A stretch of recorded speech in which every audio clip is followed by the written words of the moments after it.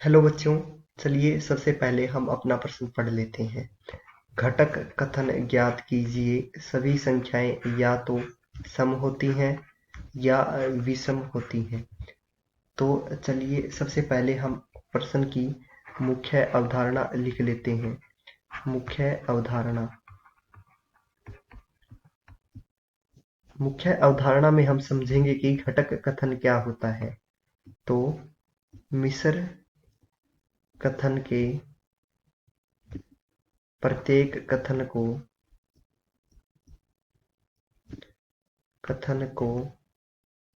घटक कथन कहते हैं। घटक कथन कहते हैं। हमारे यहाँ पे दिया गया है, सभी संख्याएं या तो सम होती हैं या विषम होती हैं। ये हमारा मिश्र कथन है।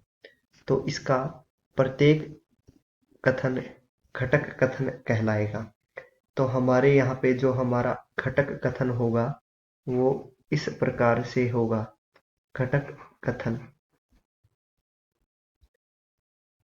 तो हमारा पहला कथन मान लीजिए P होगा, जो कि होगा सभी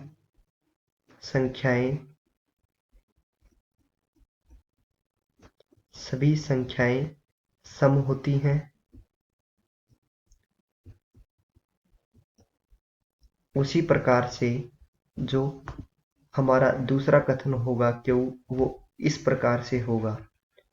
सभी संख्याएं विषम होती हैं। ये हमारे दो घटक कथन हो गए। पहला कथन सभी संख्याएं सम होती हैं, दूसरा कथन सभी संख्याएं विषम होती हैं। यहाँ पर हमारे दो घटक कथनों को या के साथ संयोजित किया गया है। तो संयोजक शब्द या है। हमारे इस प्रश्न में हमारा संयोजक शब्द या है। तो इसी के साथ जो हमारा प्रश्न है वो समाप्त होता है। मैं आशा करूंगा कि आपको ये प्रश्न समझ में आ गया होगा। धन्यवाद।